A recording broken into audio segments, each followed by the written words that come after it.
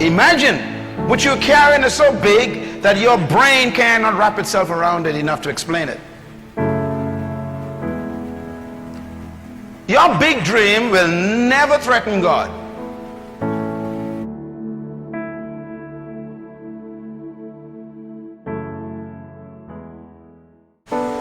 All right, first I want to just remind you of the priority of vision. Vision is probably one of those things that we don't have a grasp of too well, and that's why we're going to be focusing on it today again. The most powerful force on earth is the power of vision. I say that because if you are on earth, you can actually have a vision of being off earth. You can actually see things that are not on earth yet. That's why the power of vision is so important for us on earth. And secondly, vision is the ability to literally see the invisible in order to make it possible. It gives you the power to do what people say is impossible, because you can actually see what they claim to be impossible. And once you can see something, you can do it. Vision is also given to a person, but it must be fulfilled by a people. One of the things we learned in this series is that God never gives vision to a group of people. The Bible never gives evidence anywhere where God gave a vision to a group of people. He always gives vision to individuals. You yourself have a personal vision. But there are private visions, and then there are corporate visions that are given by God. Corporate visions are given to a person to be fulfilled by a people. I repeat, corporate visions are given to a person to be fulfilled by a people. Some of you are carrying corporate visions. There's some things that you're supposed to do that's so big that you need a lot of people. Then there are things that are so unique to you and private that you don't need a lot of people to do it, but you need assistance from those people in your life to get it done. This ministry and this company and this organization is a corporate vision. God gave the vision to me as an individual, but I cannot fulfill this vision. So God is giving, and he's gathering more and more a people to do it. God gave Moses, one person, a vision, but then he gathered a people, and God had to go and get them out of slavery to fulfill the vision. God called Paul to have a vision to reach the Gentiles, and then Paul had to go and get a team of people. Paul had Silas and Timothy and Barnabas and a whole band of women that worked with him. He had a group that made the vision possible. Jesus himself was given one vision to one person. That vision was to establish the kingdom rulership of God on earth. His first task was what? To choose a group of people to work with him. The vision was not given to the disciples, it was given to Jesus. His job was to transfer that vision to that group, and then that group transferred the vision to what we call now the church. And so there's a group of people fulfilling the vision of Jesus. And then number 4, vision is the key to the future. Any hope for the future has to begin with a vision. Whatever you don't like, you should see what you prefer. In other words, take a look at a preferred future so you don't be trapped in the present. And that's what vision allows you to do. Vision is therefore a critical hope factor. What is vision? A definition. Vision is from the Greek word optica, O-P-T-I-C-A. And the word optica means coming into view. It also means sight beyond sight. In other words, what your eyes see is limited to what your heart can see. So there are two types of vision. There is natural vision, which your eyes give you, and then there is heart vision, which your spirit can deal with.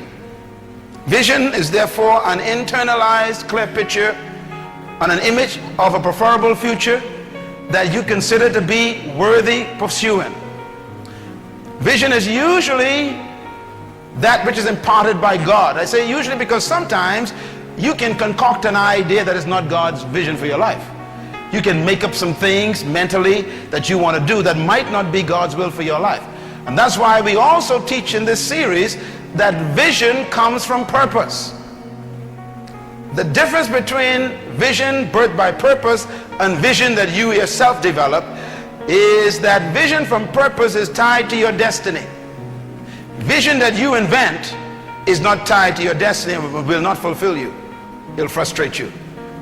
Vision is also a visual reality of your purpose then. It is when you see what you were born to do. Vision is foresight with insight that is based on hindsight. It's a combination of your past colliding with the present and taking you into the future. Vision needs a perspective. Your training and your preparation in your past is important. God many times will guide you to your future by giving you a past that prepares you. I'm moving fast. I know I'm moving fast. What is vision? Vision, again, is from this word optica, and it means this view of something in the distance. I want you to write this down.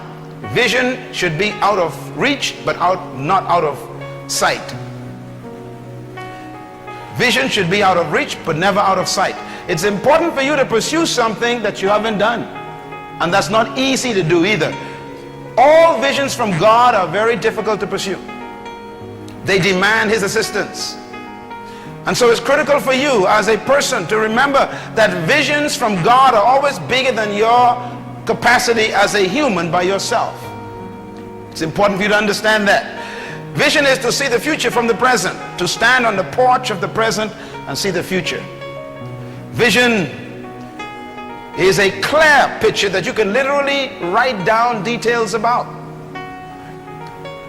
Vision is what keeps you from being depressed.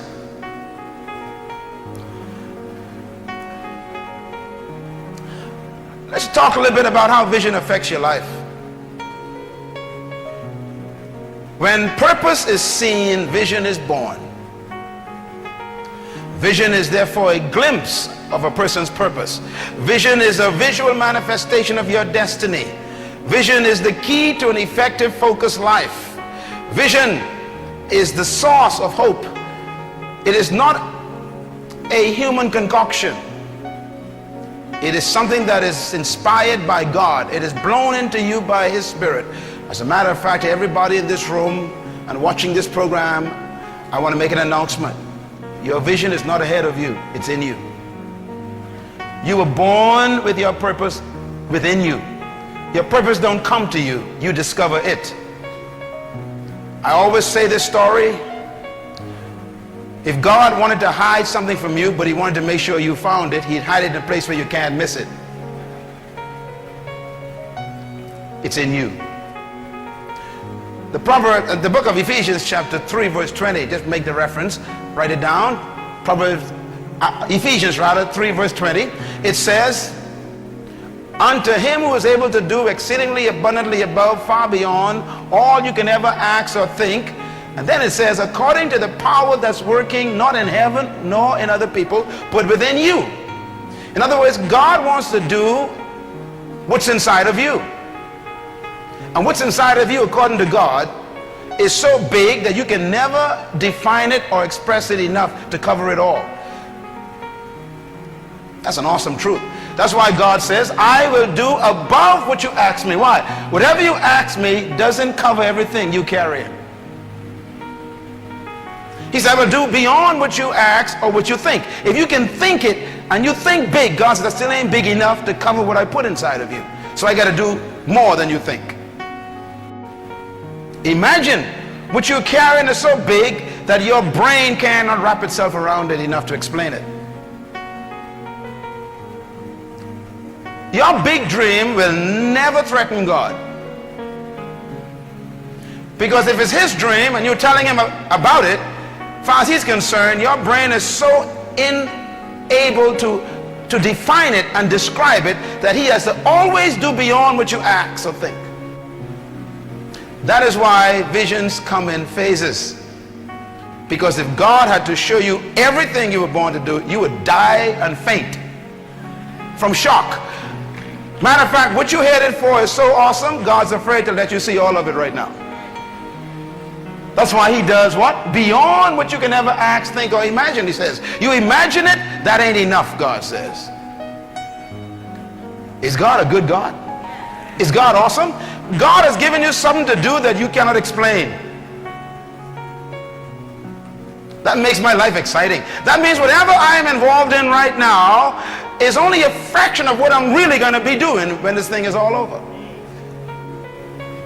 And as far as you can see that you call great, God calls a fraction. That's why God only gives you phases of your vision. It's important, therefore, to understand that the power of vision demands discipline. And that's where we are in this session right now. We are dealing with the power of discipline of vision, part 3. We're going to be focusing on the controlling power of vision. When you get a vision from God, that vision takes over your life. I want you to write some lists down today. I'm going to give you some things to list. And then I want you to use them for the next 10 years to order your life by them. I'm going to give you some clear instructions on what to do for the next 10 years that will make sure your vision comes to pass. In the book of Proverbs, chapter 29, verse 18, statement made by the great King Solomon. He says, where there is no vision, the people perish. Blessed is the man who keeps the law. Where there is no vision, the people perish. The word perish does not mean to die. The word perish is a Hebrew word there which means to throw off restraint. The word perish means to throw off self-control. The word perish there means no self-discipline. Very important here. Solomon says if a person doesn't have a vision for their lives, they lose self-control.